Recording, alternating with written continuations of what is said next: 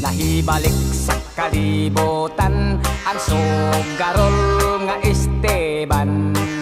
May dalang nga hiniptan nga ugis kahibulongan.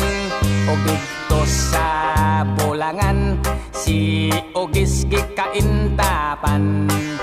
Gibuno giwan by one mga kontraway daganan.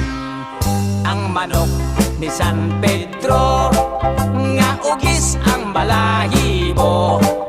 Ang manok ni San Pedro postahi kay sigurado.